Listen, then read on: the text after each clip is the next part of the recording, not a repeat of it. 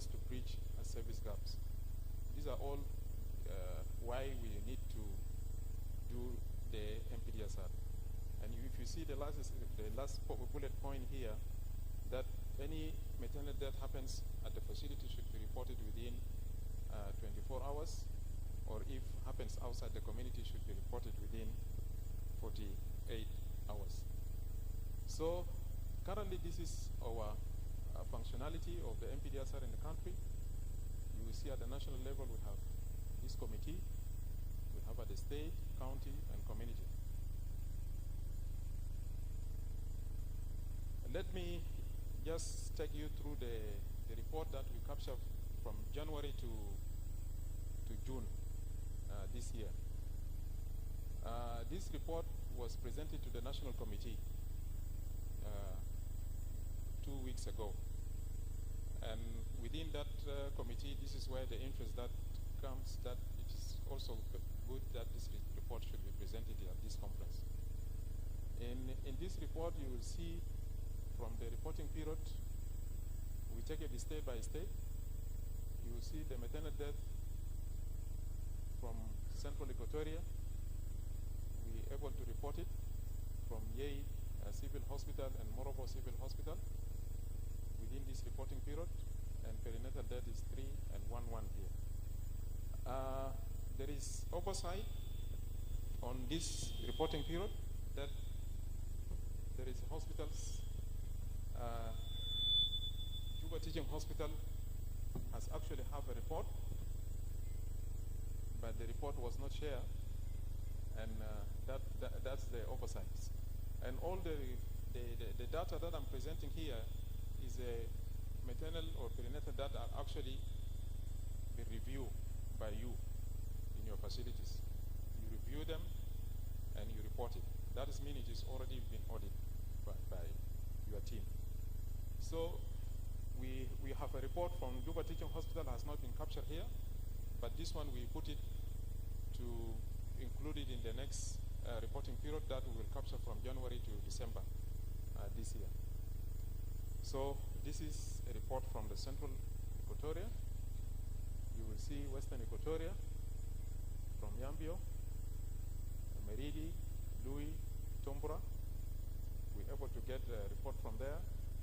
And we're still struggling also with some facilities in Ezo and Anzara. And Anzara has a very big hospital, which is providing services. So we are also working closely with them to ensure that we capture a report from them and establish the committee for reviewing any maternal death. This is from Jumble, from Bor State Hospital. You can see.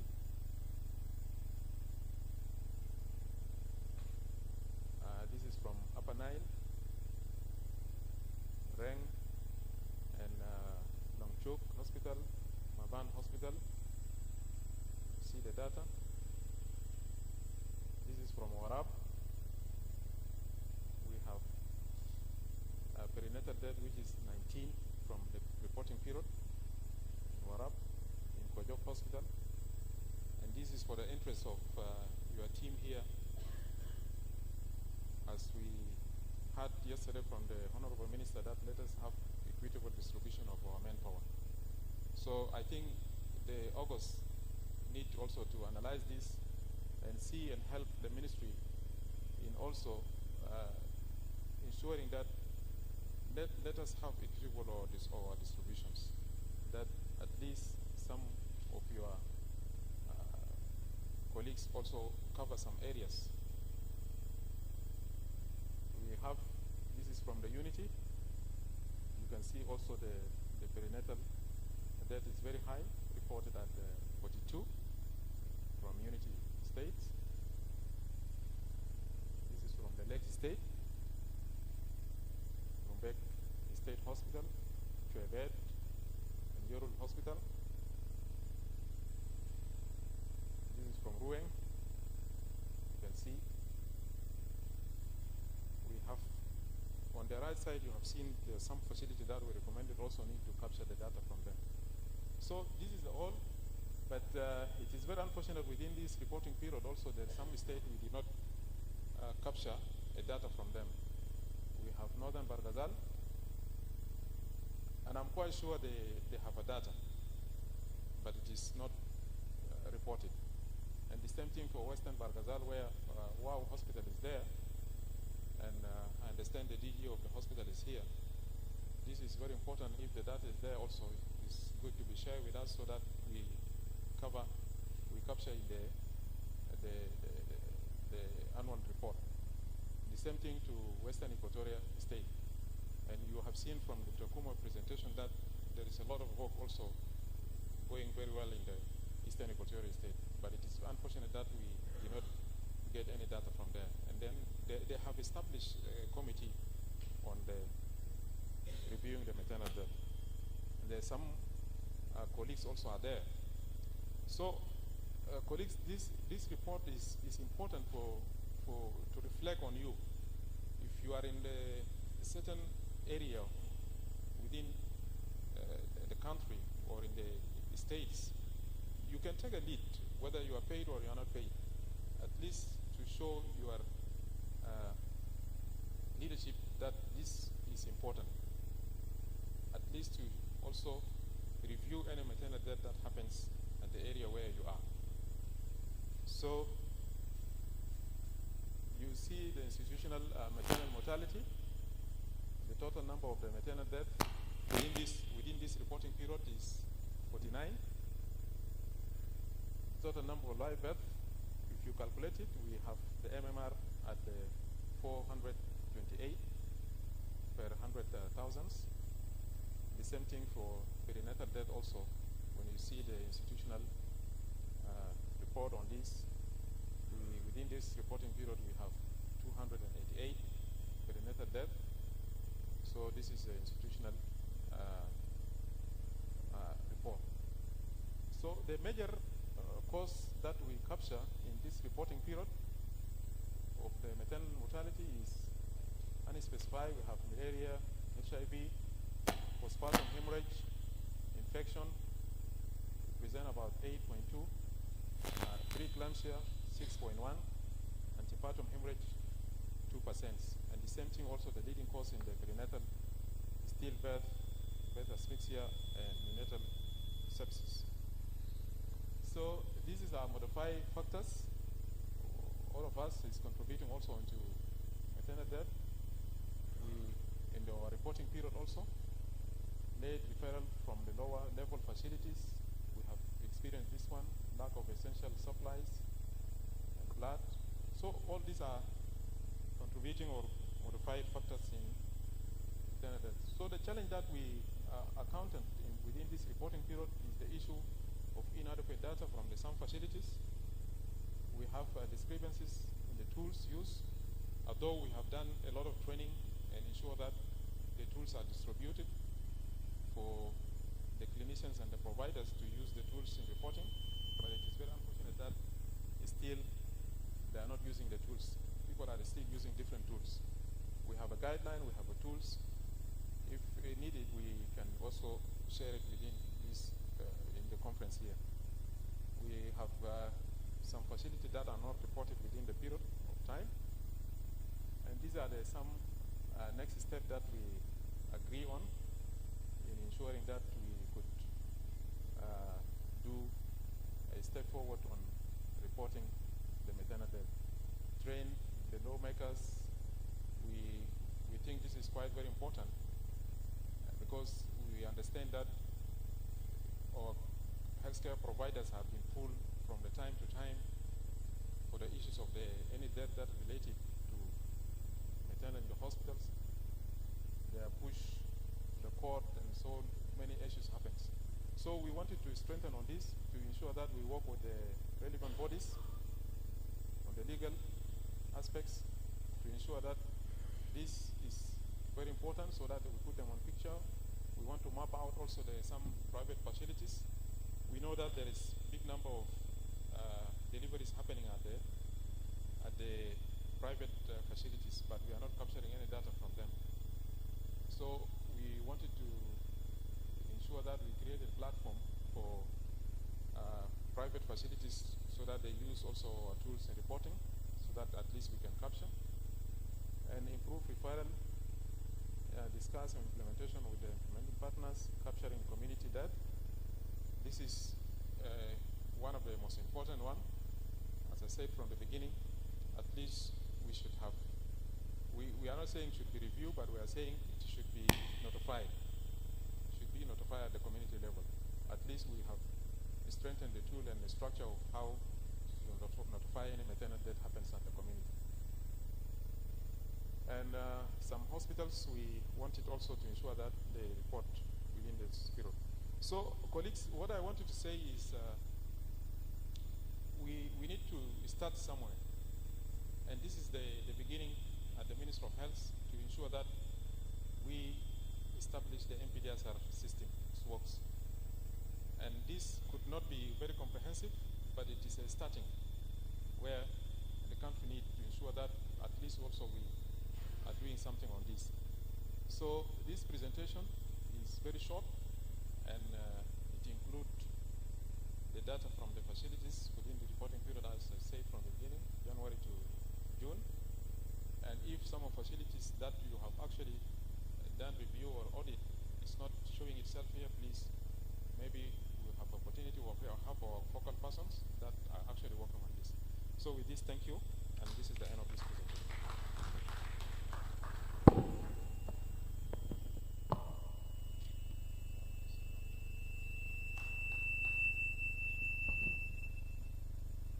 Thank you so much, Dr. Michael. We have seen how our indicators is doing as far as maternal mortality is concerned. I'm sure there is a lot of things running on our heads. But if at all we've even captured the entire mortality, I'm sure it will even be higher than this.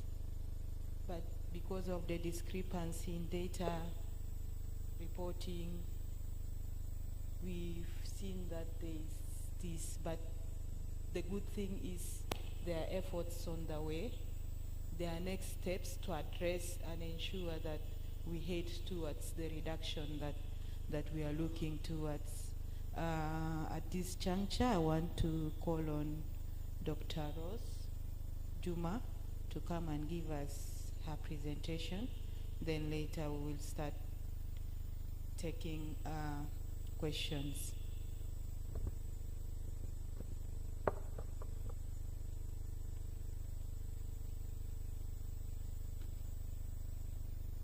Good morning, everyone.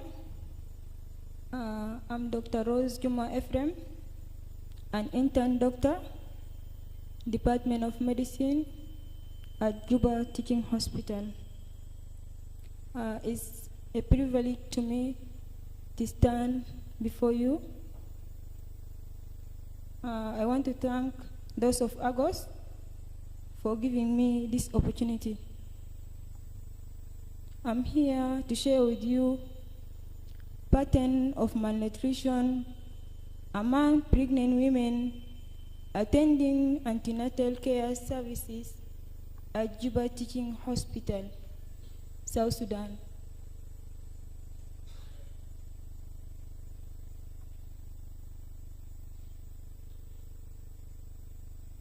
I have nothing to disclose in this presentation.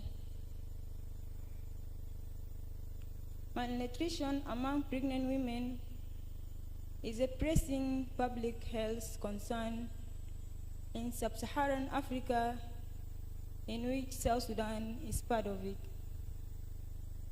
The prevalence of malnutrition is referred to limited access to nutritious food, food insecurity, inadequate healthcare services, and determinantal effects of armed conflicts and displacement.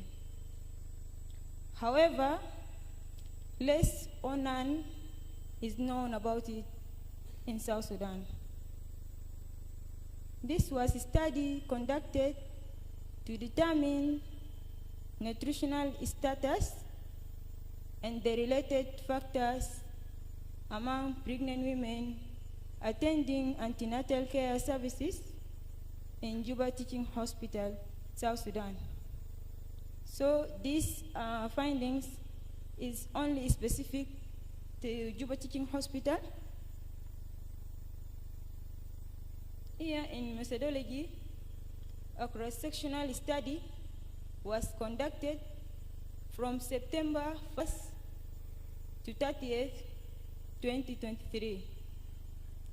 Socio-demographic, socio-economic, and anthropometrics and clinical related information were collected using pre-structure interviewer administer questionnaire. So we are using questionnaire to get the information or the findings. The mid-upper arm circumference, which is the MOAC tape, was used to define the nutritional status of pregnant women. The cut-off value is divided into normal if the reading is 23 centimeter or above, or undernutrition if the measurement is below 23 centimeter. Epidata version 4.6 and SPSS version 26 were utilized for data entry and statistical analysis, respectively. Here the result, a total of 280 pregnant women were interviewed, with the response rate stood at 97%. More than half of pregnant women were of 25 to 45 years old. In regard to level of education, 142 of the mothers, which is 56.4%, had acquired primary education, with only 8.21% having attained university qualifications. Unemployment accounted for more than half, which is 54.6% among these women, while low proportion of them, which is 27.5%, showed to have had a self-employed.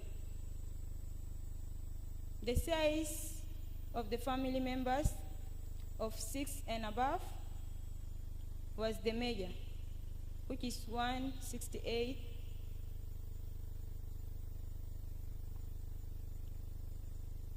60%. Then the daily meal frequency of 2 meals per day was 68.6%. Adequate partners support was 50.4%. Here we see the MOAC, less than 23 was 4%, and more than or equal 23 was 96%.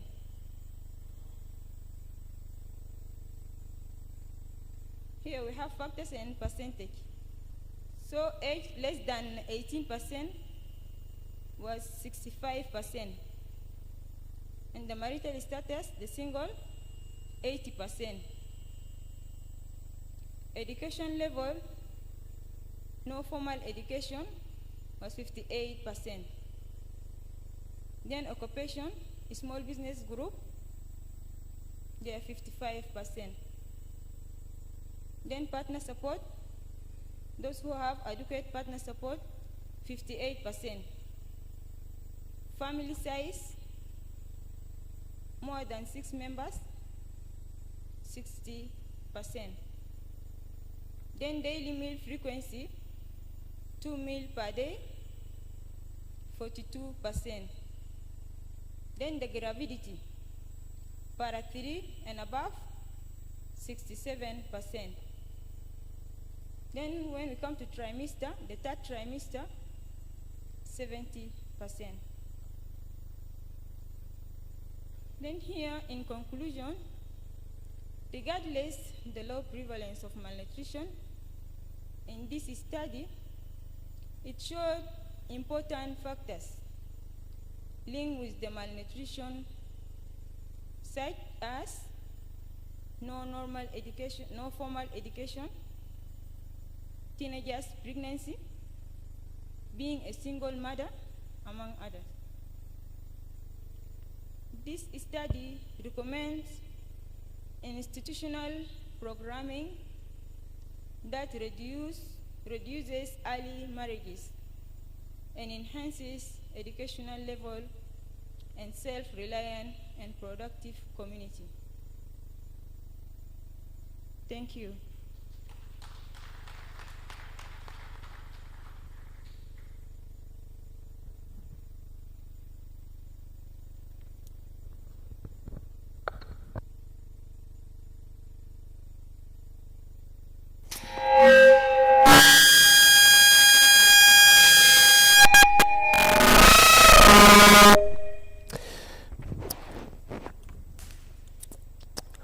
Right, we thank so much Dr. Ross for your presentations on the pattern of malnutrition among the pregnant women attending antenatal care services at Juba Teaching Hospital, South Sudan.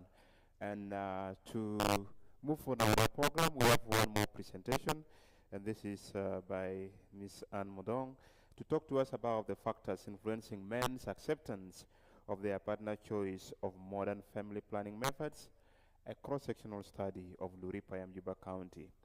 You're most welcome.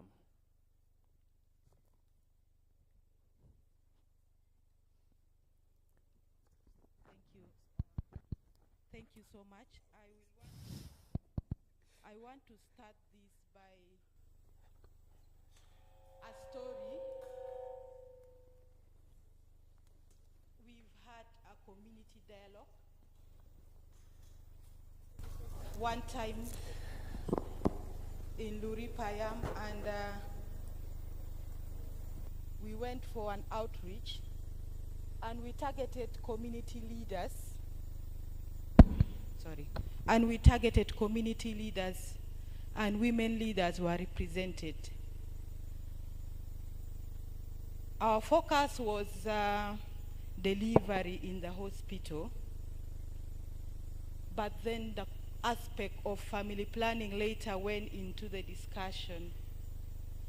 And I remember one of the chiefs saying, who is a woman to decide that she wants a family planning? It is me to decide for her. If I don't want my woman to go for family planning, she will not. This is an eye-opening to me and you, and I'm going to present my research on factors influencing men's acceptance of their partner's choice of modern family planning method. This was done in Luripayam. I want to put this disclaimer that this research was conducted for academic and research purposes only. I would also want to say that the findings here are those of the researcher and does not necessarily reflect viewers of any official policies, organization, or any institution. I also want to say that while every effort was made to ensure accuracy and reliability of the data, the researcher does not assume any responsibility for any error, omissions, or consequences arising from the use of this information. And I will also want to say that participation during the research period was on voluntary basis, and confidentiality was maintained. We know very well that modern family planning is vital for empowering individuals to make informed reproductive health choices and achieving the SDG 3. However, access to this method still remains limited, especially in low-income countries.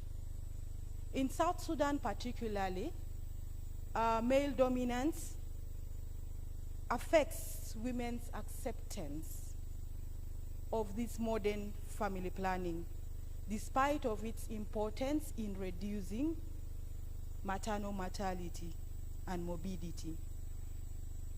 We are also aware that South Sudan has high fertility rate, low contraceptive rate, and low modern contraceptive rate as well. And there is high maternal mortality, and the unmet need for family planning is also alarming in our country. Therefore, this study determined the factors that influences men acceptance of their partner's choice of modern family planning. I examined 4 specific objectives and 1 main objective. And the main objective is to determine factors influencing the men's acceptance of their partner's choice of modern family planning. At the specific objectives, I looked into determining the level of acceptance of men of their partner's choice of modern family planning. I looked at individual factors that influences men acceptance. I looked at the socio-cultural factors, and then I assessed family-related factors influencing men acceptance of their partner's choice. My methodology, I use the cross-sectional analytical design, and then I targeted married men 18 years and above. So you have to be in union at that moment for you to qualify to participate.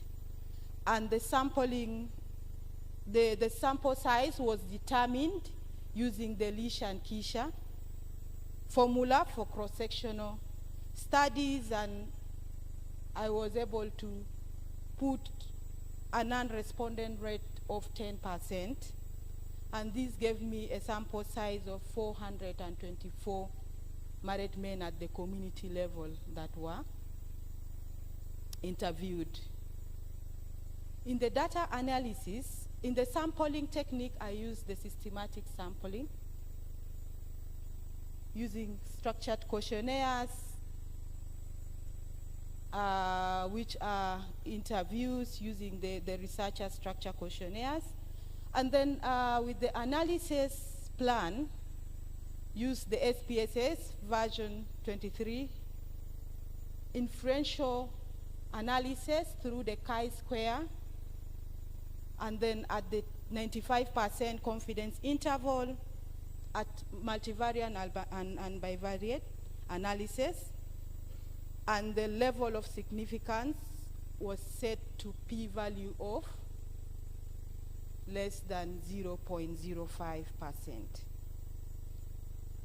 There were some limitations in this study, and one of it is we've noticed that there are men or there are boys who got married at 15, 16, 17 years, and they have even more than 2-3 children. These were not included in this study, and this made it a limitation. And then also, the study was based on self-reporting by respondents, in which case they could have given favorable opinions, which might not be the true reflection of their own behaviors. This is also something that is a limitation in this study. In my results, I have noticed that only 39.6% of men said they will accept their partners to use modern family planning method. And 60.4% did not. This is not so different from our indicators if we are to relate it to our current indicators of very low contraceptive prevalence in the country, high unmet need for family planning.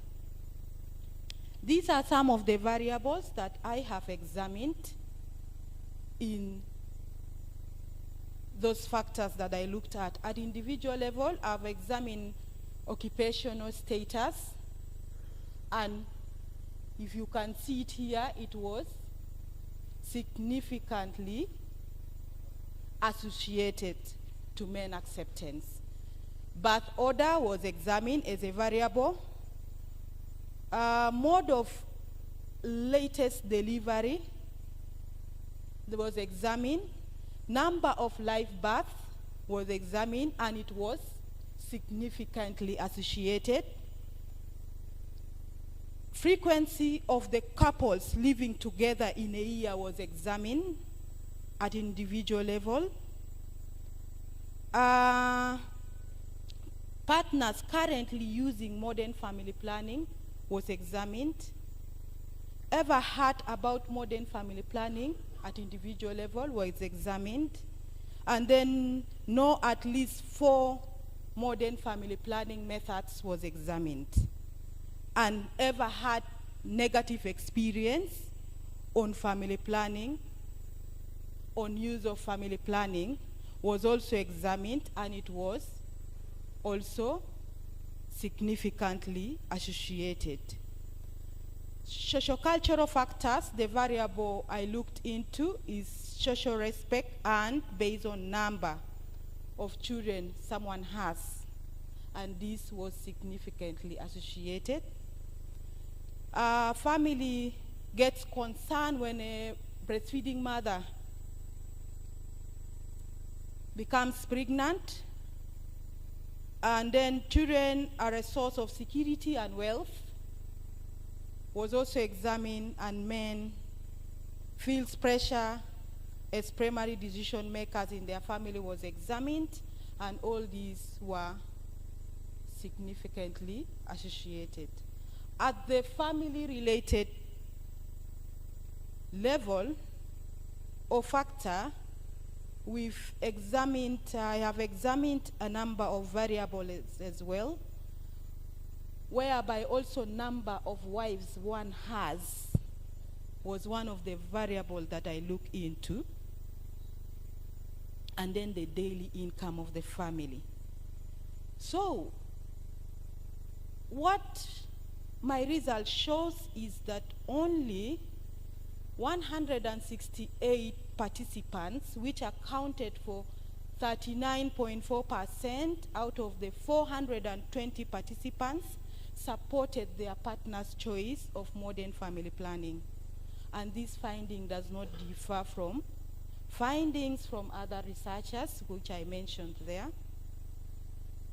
And this is linked to limited education, poor knowledge, and then lack of spousal communication, among other factors.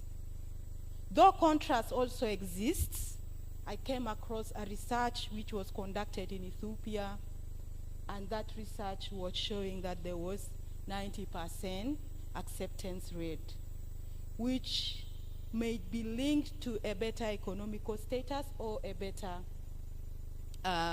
perhaps, community. So, surprisingly, employed men were less likely to accept their partners to take up modern family planning compared to non-employed men. In my conclusion, the study reveals a low level of men acceptance, influenced by occupations, cultural beliefs, family expectations, and family pressure, among other factors.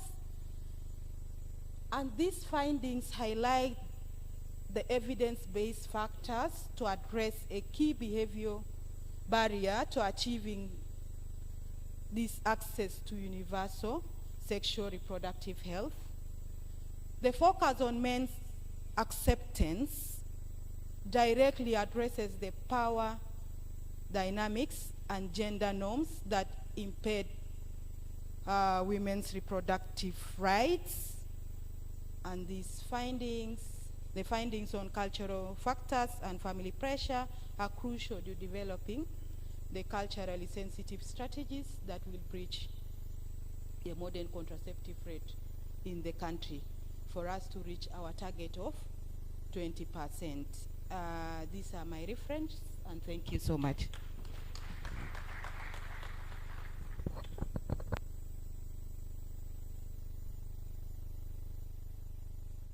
Thank you so much for your presentation.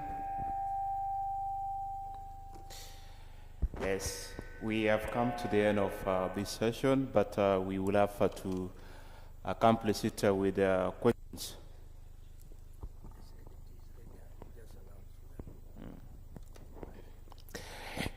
Yeah, we'll pick a few of your questions, about 5 as usual, and then thereafter we'll be able to break then for our breakfast, and then we come for more interesting conversations or presentations that are yet to come your way. About 5 participants or panelists have made their presentation so far on various topics, and so it's left upon all of us now. Where there are concerns, you can be able to raise up your questions, and then I will get back to the panelists thereafter. Yes?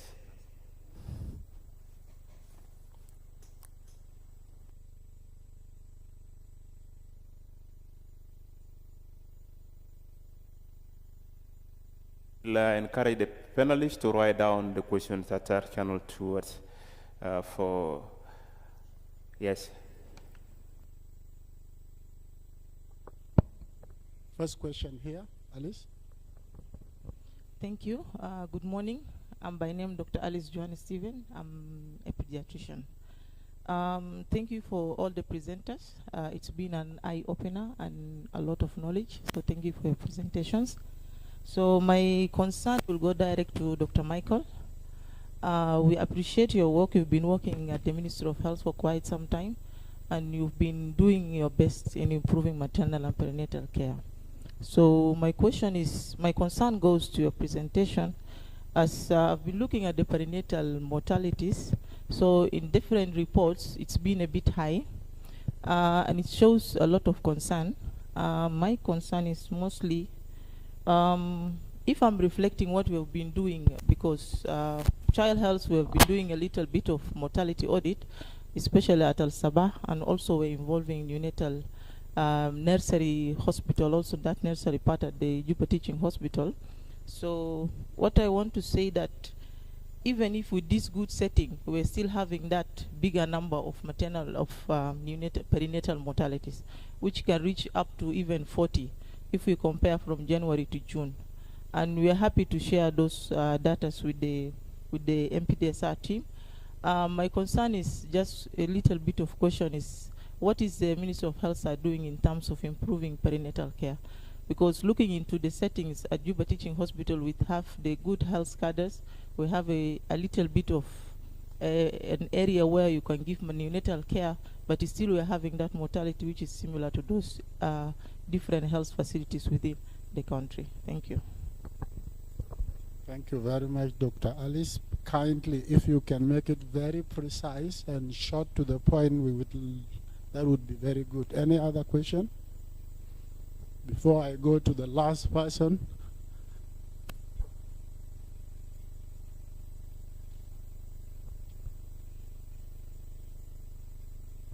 All right, thank you. My name is Alan Clement. I'm a journalist, and I'm directing my questions based on the presentation.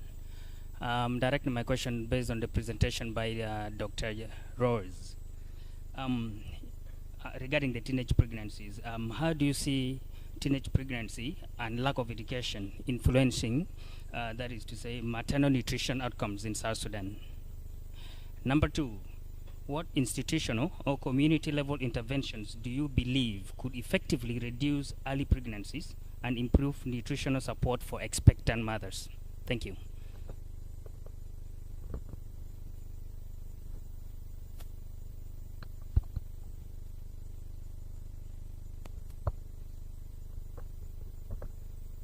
Good morning. My name is Alfred, a medical officer. My question is going to Dr. Hakim on fistula program. I personally appreciate the effectiveness of this program because I am a beneficiary. One of my relatives was effectively treated in WOW, and she's happy now with her family. My question is going directly to call for action rather. And I know, considering the indicators in South Sudan, fistula will continue to be a problem for the coming years.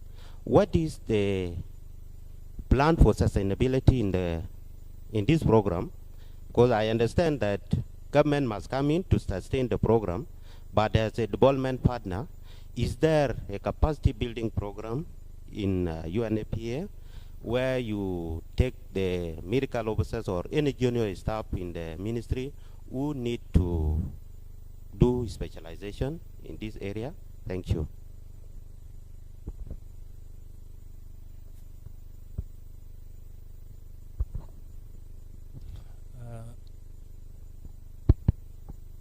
My name is Bolngar. My question goes to Dr. Michael, because I have seen in his presentation some states did not bring their efforts. So I want to know whether is it a choice for someone to bring their report, or reports are being brought under the supervision of the Ministry of Health, or you just choose to bring any time. Thank you.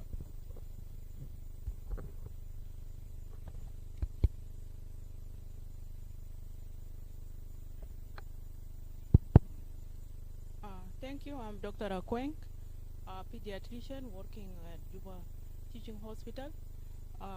Allow me to ask one question about the last presenter. For the perception of the community, for the perception of the community and what is the reason that the urbans and the rural. You're not very audible enough, please. Huh? You're not audible. Ah, okay. Sorry. So, I'm talking about the last topic presented later, about the perception of the community for the study we are doing. What makes the reason that those in the rural accept rather than those who are living in the urban area? Thank you. The last chance. Sorry. Good morning. My name is Amal Helen Lam. I am a fistula mobilizer, Juba County. My concern is going direct to Akim. As a fistula mobilizer, we have been facing a lot of challenges while getting these survivors. Sometimes they fear stigma. For them to accept the treatment, we have to go down, do counseling, and bring them up to accept the treatment. Most of them are from poor community or poor family. And my concern is about the educated one. We have some women who also are survivors, but they are fearing to come and get the treatment.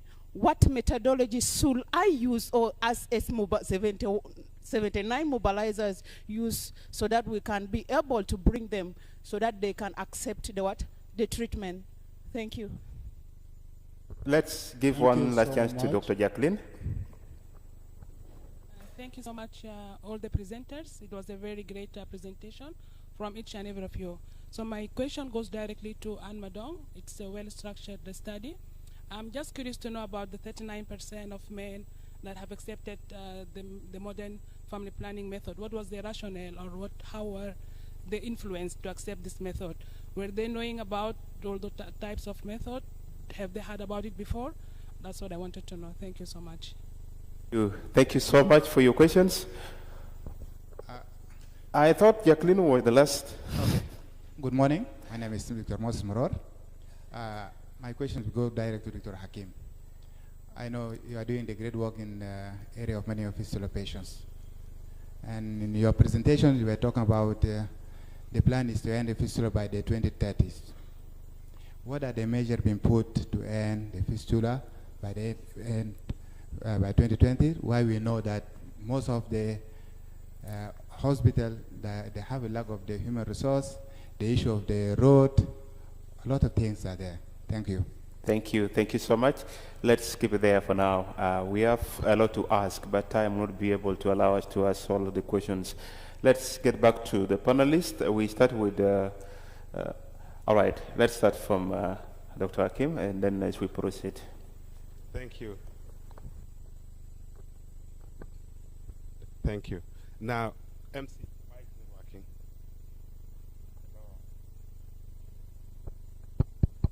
Hello? It's working? Okay. Now, I'd like to start with the question of my young colleague behind there who was asking about capacity building for obstetric fistula. As you know, let me give you a history of how the surgery for obstetric fistula started. I think it started around 1980 or 85 when Hamlin Hospital in Ethiopia, you can correct me if that's correct, when they started doing obstetric fistula surgeries. And it was not done through going to school. It was done through mentorship and apprenticeship. It's what you will call, I remember when I was young, a young boy in Juba, those days, if you want to be a driver, you have to attach yourself to another driver, a young boys. And then you will move from one place to another. You will go from Juba to Wow, from Wow to Tonj, and then you come back, and then you learn how to drive. And then when you are ready, your senior driver will say, my son is ready to become a driver. And then he will take you to Gabat or to police and tell the boss there that my son has been working with me for 5 years. Now he's ready to be registered as a driver. Those days there was no driving licenses or driving school in South Sudan. So that's how it started. It started as apprenticeship, mentorship, and then around 2013 or earlier, FIGO, they started a program called the Fistula Surgery Training Initiative. And so they are taking surgeons, urologists, obs-gyne, not medical officers. You must have surgical skills. And you must have worked in your department for at least 3 years. That is the requirement. And then you apply to FIGO in the UK. They do reference check. And then now they take you to the program. Depending on where you are based, if you are based in South Sudan, you can go to Eldoret in Gynecare, or you can go to Addis Ababa in Hamlin, or you can go to Uganda, Terwode, or Kitovu in Masaka. And so that's how the training starts. And then there are levels. You rise through the levels as you train. You train under an expert surgeon, an expert fistula surgeon for several years, and then you do cases, you are appraised. It's called competence-based.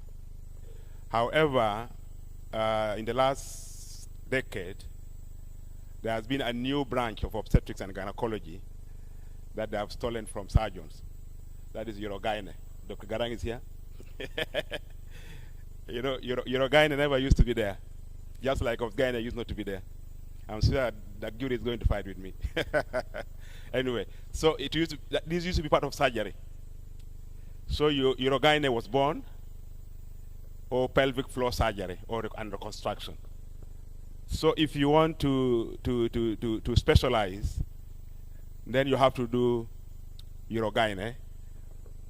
But if you go and do urogyne in America or in Europe, you will miss the fistula part because there's no fistula in those countries. And so the urogyne in Africa probably has the best option because at least you will learn. As you do pelvic floor surgeries, If you are lucky, and then you will get some fistula cases, you will also do them. And then in that process, you will get proficiency in fistula surgery. But to answer you fully, there's no specialization in fistula. Fistula is a mentorship and apprenticeship program. But even if you do urogyne, then you have to also to learn how to do fistula surgery. It's a complex surgery. Some are easy, but others are complex. That requires a lot of mentorship and apprenticeship. I recall when I was in WOW in Comboni, St. Daniel Comboni, there are professors who came from the US and Australia. They are coming to learn how to do the fistula repair, because it's not an easy thing. So there's really no training, but you have to do apprenticeship and mentorship. And then the question of my friend Amal about... Yeah, 1 more minute. Okay, educated women who do not want to come who have fistula, but they don't want to come for treatment. I really don't know what I can say, but we need to see ways of how to convince them, despite the stigma, to seek treatment. It is them who are suffering. It is them who are ostracized. So we need to get ways. I don't know how innovative ways we can get to attract them to come for treatment. But I know that some of them have perineal tears. I don't think they have the real fistula that we see in most of our women, leaking urine. If somebody was leaking urine, I can tell you, if they hear of free fistula treatment, they will come, despite the stigma. I'm not downplaying the stigma that they face, but I can tell you they can come. And then the other one is Dr. Marol's question. You know, around 2015 or earlier, the UN came together in New York and said, how are we going to stop fistula?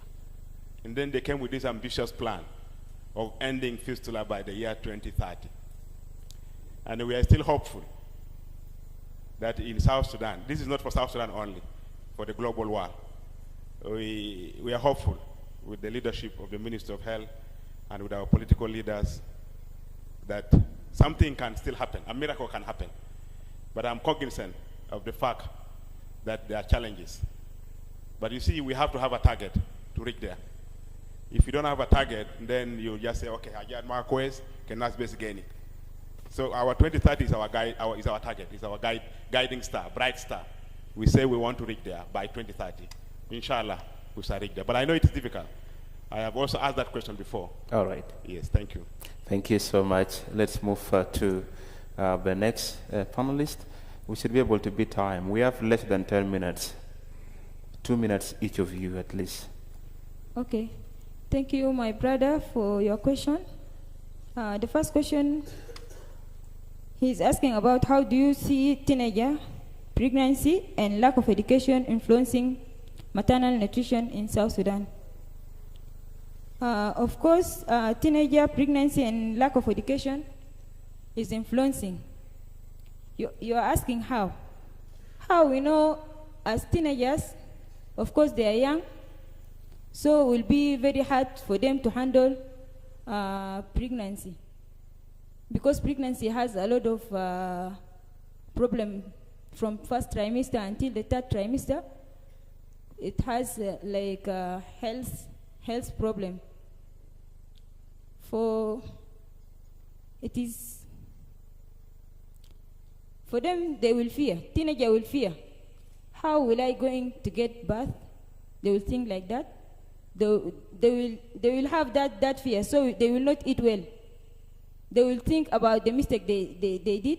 They will think anytime that they are young, they cannot deliver, they can do what. So this one also will bring malnutrition to them. And lack of education. Of course, education is helping a lot, because if you are not educated, it's very difficult for you to know many things, like even the nutritious food for your health. As a pregnant woman, you don't know if you are not educated. You just eat anyhow and any type of food. Yet pregnancy doesn't like that. So when you are pregnant, in any trimester, it has different food for you to to feed yourself and the baby inside. So education is very good, and lack of education is really will influence the maternal nutrition in South Sudan. Coming to the question number 2, you are asking about the institutional and or the community level intervention. Do you believe could affect, reduce early pregnancy and improve nutrition support for expectant mothers?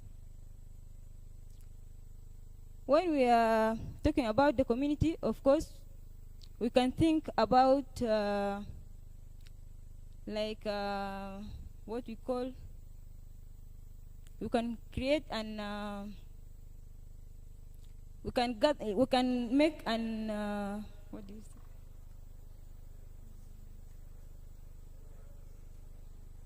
Like even conference like that, and awareness also. Awareness in the community will help. All right. Thank you so much. Yeah, our next panelist to make clarifications to the members of the public. Oh, okay. Good morning once more. Since I did not get any question, I would love. You pass the mic I would donate my minutes. Yeah. Anyways, to elaborate on Doctora's point is that regarding the awareness, nutritional awareness, it's our collective duty of every medical professional to be able to. You see, the lack of education, it's that the tools are not there, right? So now I've seen a trend of people, South Sudanese from all different states using social media, for example, TikTok. So if you can create a good content and information to these mothers regarding nutrition, I think it can reach them. So this is one of the tools that we can use to educate or to reach out to people who cannot have access to schools and all that. Thank you. Thanks. Thank you very much. Thank you so much. I had 2 questions. I would want to start with Dr. Jacqueline's question of what influenced the acceptance, the 39.6%. There were a lot of variables that I examined, and what stood out is that men who reported that their partners had their latest birth through cesarean section were actually accepting their partners to use family planning than those ones who had a normal delivery. This was one of the factors that influenced at the individual level. Also, there was a knowledge factor variable at an individual level that was examined. And we've noticed that men who had knowledge of more than 4 methods of family planning actually accepts their partners to use modern family planning. Also, open discussion between couples was one of the variable or one of the factor that led to men accepting, because they are having open conversations with it, and it is a family decision that yes, they have agreed that this woman should go for that method. And then also number of children, current number of children was also in display, in that we've noticed that men who had more than 4 children have allowed their partners to enroll for a family planning method. Among others, there is birth order. We've also noticed that firstborn and secondborns, actually men allows or accepts their partners to use, compared to those ones who came in as a 4th-born, 3rd-born. Now the reason behind it, maybe it's an eye-opener for us to pick this up and also make more research to why first and second borns would allow more than. This is to answer that question.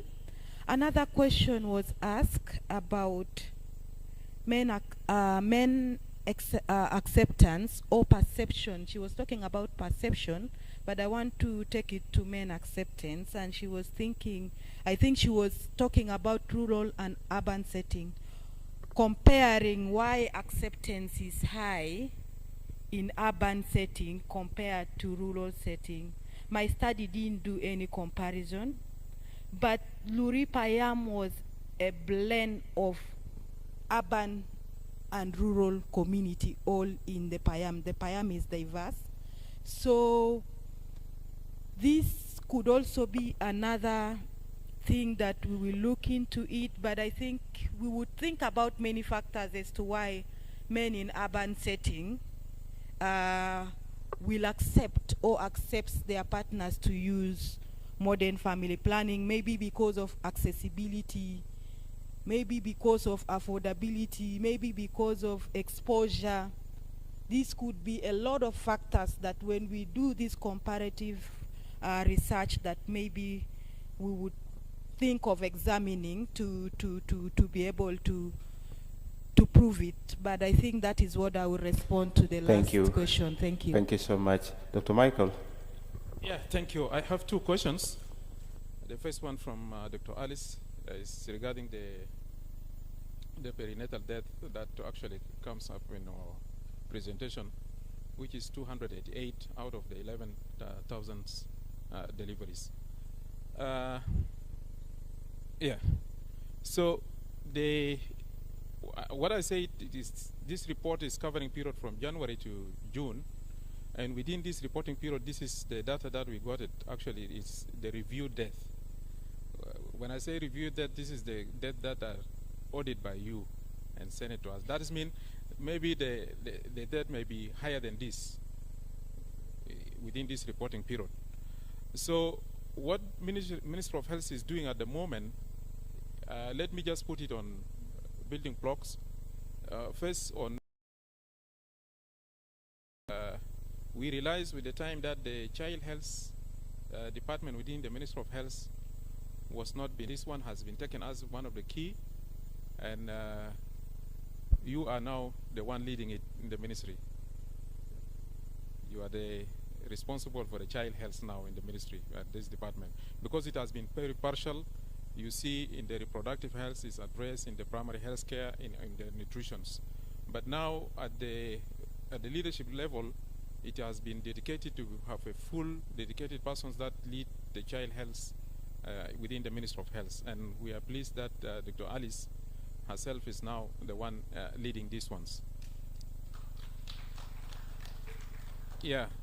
And on the other component, we establish also, we know that there is a lot of gap happens, and issues has been addressed partially in the different department, especially what comes in this report that maybe higher number is related to neonatal sepsis, and we realize that there is a lot of work need to be done on this, you see.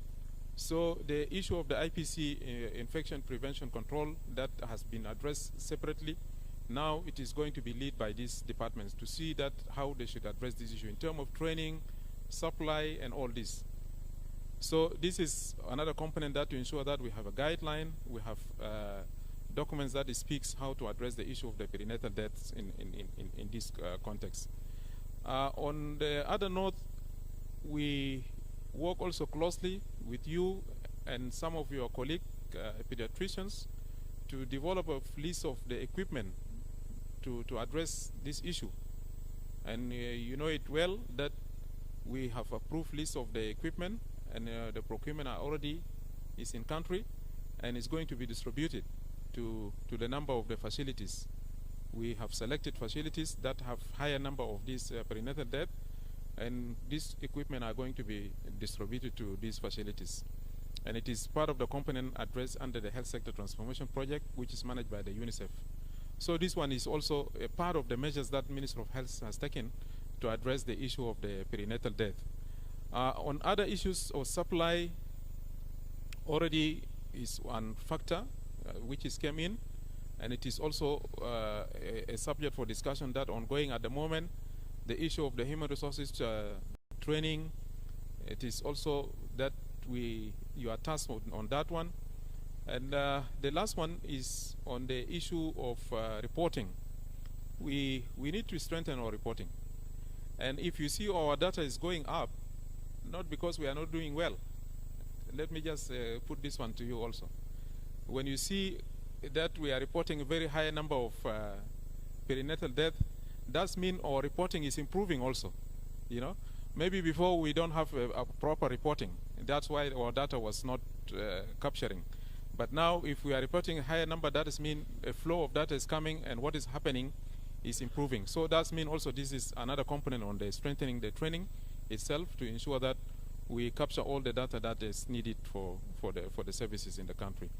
This is on this aspect on the addressing the measures that the Minister of Health put. The last question was, if I get it right, is whether it is a choice or not choice to send the report. It is mandatory to send the report. The report is needed, you know, at any level. And this is why we say that the MPDSR must be reported at any facility that are doing deliveries, you see. So it is not a choice. It is mandatory. You are needed. You are. We wanted that to ensure that you capture the report and send it, whether it is audit or it is not audit. We need the flow of data comes through the DHIS, the District Health Information System. So this is just to address these two questions that posted to me earlier. Thank you. Thank you. Thank you so much.